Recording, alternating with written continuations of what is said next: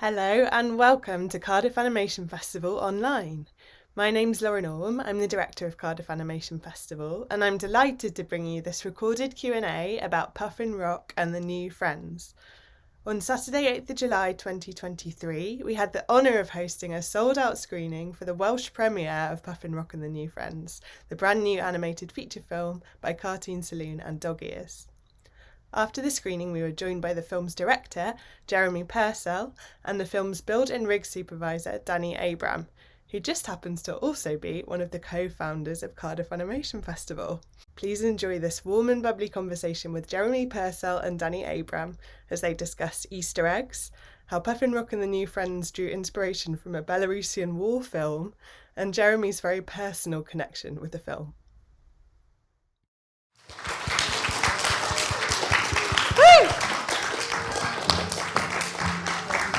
Hi everyone! Does anyone else cry like 6 times? I was like wiping my face, like, come on, no. Hi Jeremy! Nice to see you again. So for those that might not know, my name's Dani and I was the build and rig supervisor on the film, and this is Jeremy. Jeremy's joined us all the way from Kilkenny in Ireland. He's had a long and wonderful career with Cartoon Saloon. I think we can all agree one of the world's best loved studios at the moment. But I'll kick things off.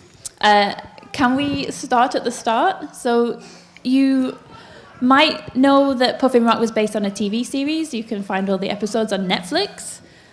But where was the movie born? Were you around for that? You were on the series. Did you know they were wanting to make a movie? Did you get into any of the early conversations for that? How did it start? There was the TV series. We had done 78 episodes, I think, of it, and there was talk of a movie for maybe a year after the series. There was an outline for it. Maurice Joyce, who directed the TV series, and I was his assistant director, wanted to do a different show and was like, will you take the film, please? So I could do this other show. So he pitched it to me at a Christmas party and talked me into it. How long ago was that? Maybe 2017, I think, maybe. Yeah. It took a couple of years to get the script together. So what did you do on the series? I was assistant director on the series, okay. So yeah. So you were the best man for the job, basically. Yeah. Amazing. So this was our pandemic project. 2 questions. First question, are you okay? Second question, how did you find the challenges of directing your first feature film during the global pandemic? And I believe there were quite a lot, like the scope of it was so much bigger and there was more studios involved. Yeah. Like, how was that for you? I think we were in animatic stage, we were in storyboard stage, and where we have a script that we base the storyboard on, then we realize that script doesn't work, and we redo it. In the original first draft of the movie, in the original first draft of the script, Isabel's parents actually don't survive the storm. Can you imagine my tears? Yeah. So we were talking with producers and stuff like that, and we decided that we would change it and adjust it slightly and stuff like that. So that didn't happen. So all that happens in the storyboard stage. So we had maybe 6 months, I think, before we went into lockdown together as a team, and then we finished animatic. But we had a Chinese partner that we were working with because Puffin Rock is horrendously popular in China, seemingly. Like 600 million views on their streaming service. So yeah, I think there's a lots of kids that are learning English with slightly northern accents from Puffin Rock. So we had a Chinese studio partner, so it actually hit us sooner than everybody else because our partners went into lockdown quicker than we did. So we knew it was coming for us. So we were kind of prepared, and then we went into lockdown, and yeah, that was a tough year, 2 years. But we got through it. It just meant that it took a little bit longer for us to make the film. So it took us 3.5 years, where we had scheduled for maybe 1.5 years. So that was, I think, the big effect on us. Yeah. Did having a Chinese animation partner influence the project in any way? We had Phoenix.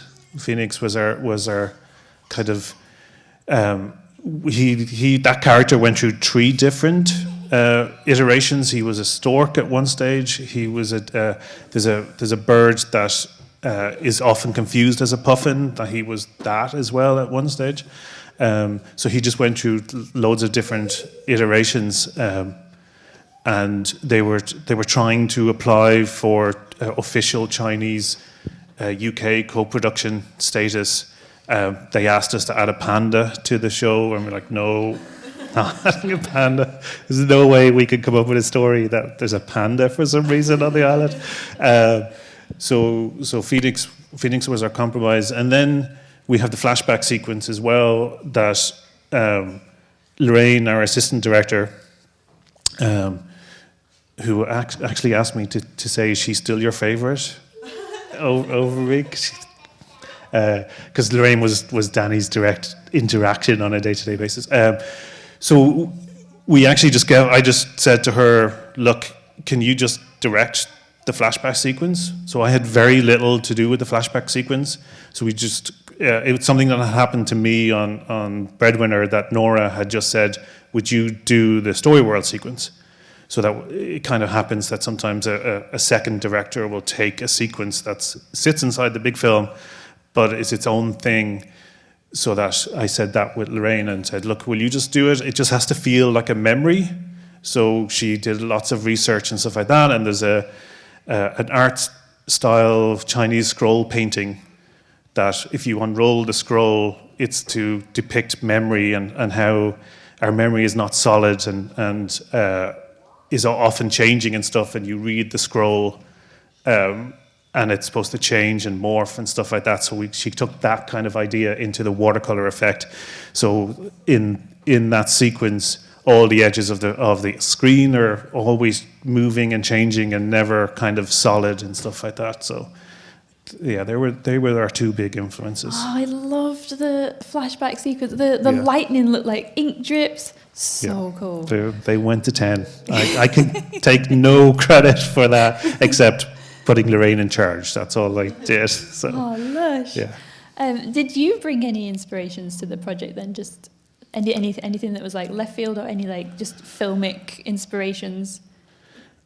There's lots of filmic inspirations in it. Are there any Easter Yeah, eggs there's in lots of things in it that are just kind of personal thing or films that I had watched and went, oh, we should rob that shot. Yeah, so there's a maybe don't watch the film. Come and See. It's a Russian Belarusian war film. Very, very dark. Do not watch it. But there is one particular shot in it. It's about a child seeing the effects of war that we robbed and put into this. Well, that explains my tears. Do not watch. Come and See. So that kind of stuff. Yeah, that we robbed. And I think at one stage we were in the animatic stage, and I was myself and Quiva was the line producer, and Tom Moore, who directed Wolfwalkers and Secret of Kells and stuff, was a producer, and Paul Young was a producer. And we were talking about the animatic, and Tom said, look, you have to find something personal for you in the story. If you don't find anything personal, you won't get through it. You don't know what the story is. So it just kind of turned out that my family, when I was growing up, my parents fostered kids, so we had kids coming through the house constantly looking like for new homes all the time. And I was like, oh, that's it. That's my into it. That's who Isabel is. And I went off for the writer, Sarah Dani, and I wrote like 3 or 4 pages of this is who Isabel is. This is what is happening. This is what she's going through. All that kind of stuff. Gave it to the producers and Sarah Dani, and they went, "Oh my God, that's terrible."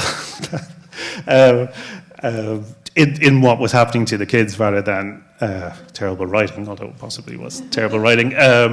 But that kind of became our guiding principle for Isabel. And then, like with the crew, we had a lot of crew that Enora, who was our background supervisor, Stefano is Italian. A lot of crew had moved from other places, and they could identify with Isabel as like having to go somewhere else and somewhere new and stuff.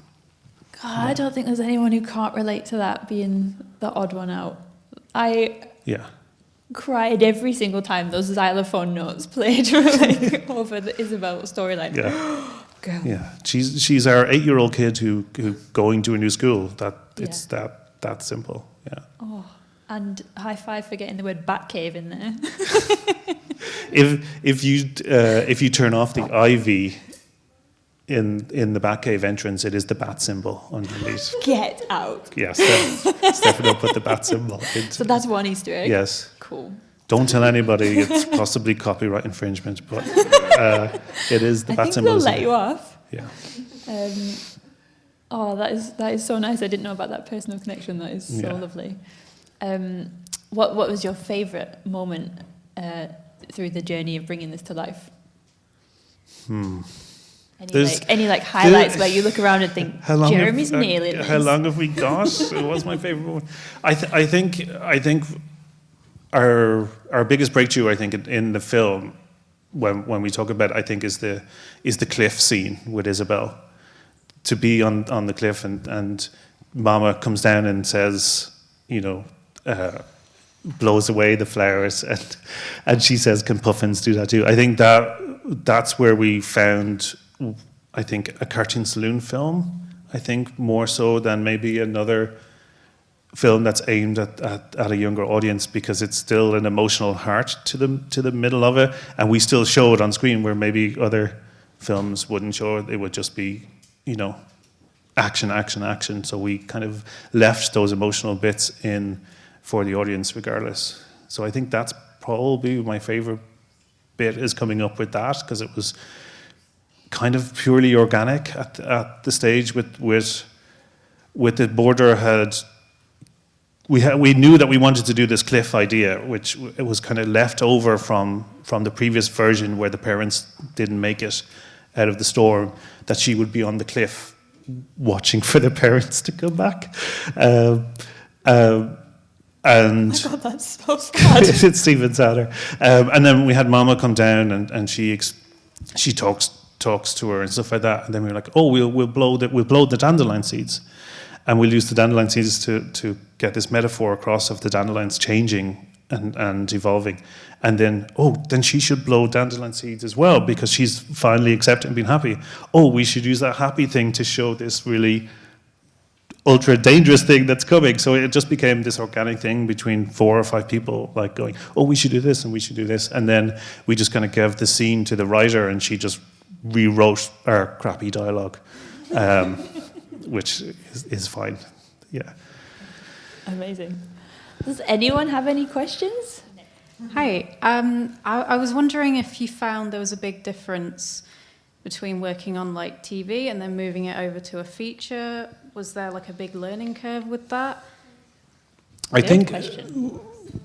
Yes. It's a massive learning curve. Really looking forward to doing TV again, where you just do one episode and that's it and you're done. Whereas on this, it's like, oh, we could do this here in the final bit. Okay, now we have to go back to through the entire film again and adjust it and change it to set this up. So we have a lot of that with it, and we had a big discussion, I think, at the beginning of production to go, okay, we need a story that's going to keep an audience for 75 minutes. Like Puffin Rock as a TV series works great on the TV for 7-minute episodes. it's engaging and stuff, but I don't think that story will carry over, that type of story will carry over 75 minutes. So we had to slightly age up the story, but still keep Puffin Rock essence in it. So they were the two big changes of constant. You're never finished with a film, never. It's until Even now. we are finished now. Yes, they were like stop until the producer goes stop. Yeah, we are finished. But like you make one change and one adjustment. It's like there's lots of things that people will never notice in it that like the dandelion seeds are a recurring theme throughout.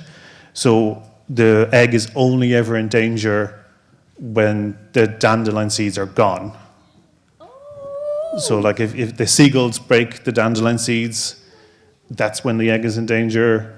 Marvin breaks the dandelion seeds when he gets scared away, and that's all the dandelion seeds are gone from the nest, and Isabel takes it, that's when it's in danger. So that kind of stuff. So once we came up with that idea, it was like, okay, we have to plant that into every part of the film. So yeah, it's just, you're never finished with a film. Never. That's so manipulative. That's my anxiety is building all the way up into the third act, and it's because of dandelion seeds, and I don't even know. Wow. Good question. Has anyone else got another question? Can I ask one? Oh yeah.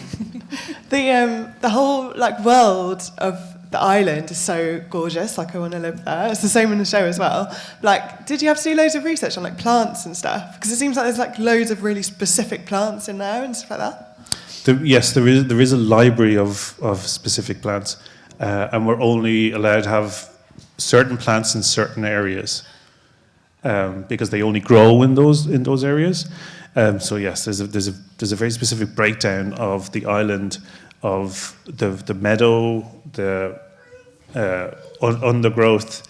The marsh is a new area that we introduced for the movie, and they designed 2 new plants that we could have only in the marsh. So yeah, it's very specific, down to insects as well. What insects would appear in which area and stuff like that. There's very specific guides for it. When I was rigging, and there are a million butterflies and a million different moths and a million different flies and a million different caterpillars, I was like, you better use these butterflies. And I was so happy when one of the first shot is like the birth of a butterfly. Worth it. Yeah. There's very specific guides on it. And it's an island based off west of Ireland, is that right? So it would be specific to that sort of. There's a couple of islands around the island of Ireland that have puffins. So there's the and then there's the Shetland Islands as well up in Scotland, which is where we imagine Marvin is from. Is where the otter from Marvin came from, Scotland, as a Scottish actor. Yeah. Who's your favourite new character? You told me this was coming, and I was like, okay. I don't have a favourite. No, I don't have a favourite. Why is it Marvin? Yeah, I think Phoenix is the funnest character that we had. So positive. He's so positive. We tried to between Phoenix, Marvin, and Isabel, we tried to represent 3 different ways of coming to a new home. So Phoenix, just I don't care what's happening. I'm just going to dive in and do whatever, and I will be ultra positive and we'll figure it out. And he's very adventurous. Like that, aren't they? Yeah, he's very adventurous. Marvin is then the complete opposite and just hides in the cave and is scared of everything and doesn't want to see. And then Isabel is somewhere in the middle. So I think Phoenix has the ultra positive jumping around, and we had great fun with the actor Ewan, who was I think 8 at the time, doing his karate chops for the scene where he's accidentally hitting Isabel when he's ignoring her, doing all the moves, and he was doing karate chops in the auditions or in the booth, audio booth. Did you enjoy directing children? Like the cast is absolutely incredible. Did you love that bit? Yeah, they're great. I think the worst part, which I don't have to do, the producer does, is saying no to, sorry, you didn't get a part. So I don't have to do that. So I don't have the worst part. But yeah, it's really like they're such great actors. Like Eva, who played Maeve in Wolfwalkers, and Wolfwalkers was in production at the time, and we couldn't find an Isabel, and we were like, well, what about Eva? So Eva played thing, and she did an audition for it, and then we brought any kids that made it to the second stage. We did auditions in a studio environment, so they were in front of mics, and they had to try and replicate what it would be like, because Eva's the only one that has experience. All the kids are all first time doing it, and we gave her the confession speech, and was like, okay, go, and the audio engineer and myself and stuff, like we were just in like tears coming down from the audio engineer when she's doing the speech. Like we give no guidance in it or anything. It was just like, you go, and she did it. Yeah. Amazing. Is Chris O'Dowd as nice as he sounds? Yes. So what's going to happen next for Puffin Rock? Will it go worldwide? Is it going to be translated? Is it going to make it to any cool places? It's they're in talks with distributors. So there's a UK distributor that they're in talks with, but it takes months. It's just like 3-4 months to lock down deals. So it's coming out in Ireland next week. It's in Japan, France, Scandinavia, bought it, Italy, and then there's a bunch of countries like the UK, Australia, that are all looking at it. I'm not sure with the UK one. Generally, with the translations, they're gearing it for next summer so that they have time to do a localized version. And we're currently doing a Ukrainian casting, that we're gonna make a Ukrainian version of it, because we just thought the themes of it kind of speak to what's happening at the moment, and we were casting last week for that. So we're gonna be recording in August, and then with that one, I think they're just gonna go, hey, anybody want a Ukrainian version, and just say here and give it out. Oh, that's so nice. Yeah, like big themes of displacement. I made that link when you said that, and I was like, crying again. Has anyone got any more questions? Hi. I wondered if you could talk briefly about the technology behind it. We're all used to sort of seeing Pixar films that are 3D models. Was this 3D or is it 2D? How does the rigging work? How do you light 2D? Just interested in that. I love this question. Did you plant this question? Okay. It's a specific software called Moho that we use. So we used it on the TV series. So all the rigs come from the TV series version, and it lets you do a slight mix of 2D and 3D. So the characters can all turn their heads and do that kind of stuff, which is kind of like fake 3D, I guess. And then it's all exported and composited in After Effects as a compositing program. So and Photoshop then we use for all the backgrounds and stuff like that. But Victor is one of he works in the studio. He's also thankfully one of the owners of Moho, so that we just go to him and go, hey, kind of need this thing to happen. So there's a lot of stuff that he puts into the software. He worked on My Father's Dragon and stuff like that. There's a lot of stuff that comes into the software that's specific to how we work, which is really great. So all the plants blowing in the background, that was all a feature that they added, automatic wind, and we got to use it. So we were able to blow all of the plants in the background and stuff like that.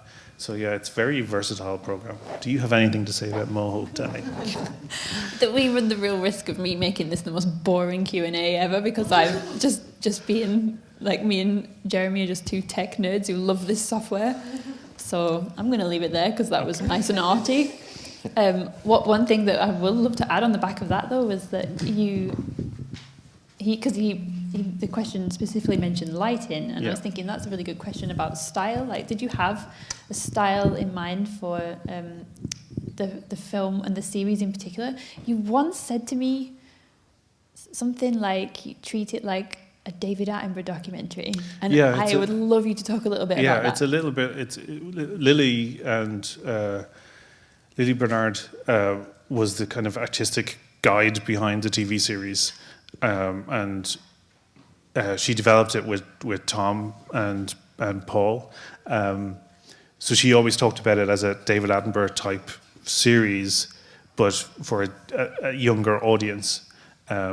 And so the cameras, and she loves 80s and 90s computer games and stuff like that. So she had very strict rules on camera placement to mirror Zelda and other computer games of the era, and how we always had to be down at child level and stuff like that in it, and the narrator is just our kind of slightly useless sometimes narrator, David Attenborough, who doesn't really know sometimes some things. Yeah.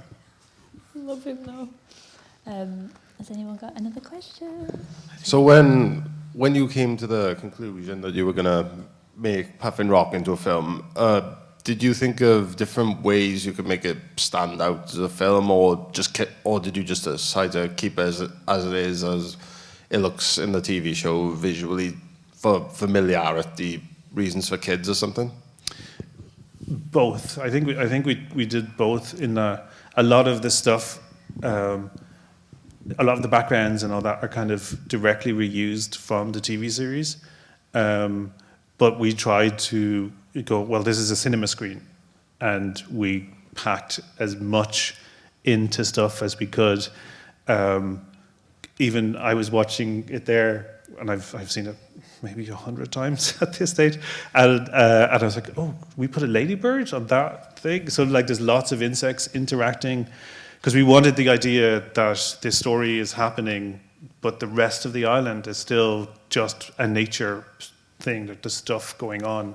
So even when they go on the ground, there's rabbits and hedgehogs and other people or other animals doing stuff. So I think that's the big difference from the TV series. If you watch the TV series, it's much more of a TV schedule and stuff, and there's less environmental characters and less of that kind of stuff going into it. Whereas in this, we had a crowd of puffins to handle, and we just put as much life in around the island as we could. So it felt like it was a bigger island, that there was more at stake as well with it. Will there be a Puffin Rock 2? We did pitch it. I did pitch it. So they're gonna wait and see how this does, because there is a whole. We did develop a whole storyline with Una. Una seeing Isabel arrive and seeing this older Puffin and how great she is, and wanting to be grown up and wanting to grow up a little bit too fast. And we developed a whole storyline where her and Dad and Papa have this heart-to-heart about, it's okay to be a kid. You don't have to grow up too soon, and you can. So there's still remnants of that left in there, but there is a whole other. Like, even big puffins need a break too. Even big puffins need a break sometimes. Yes. So we refuse to cut that line. So there is a whole, there's a storyline just kind of sitting there waiting, but we have to wait and see what the producers decide.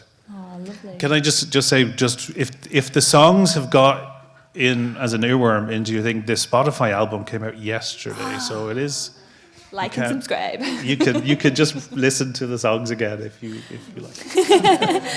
Thank you so much, Cardiff Animation Festival, and thank you, Jeremy. Thank you so much, and thank you everyone for coming. Thank you. Yes.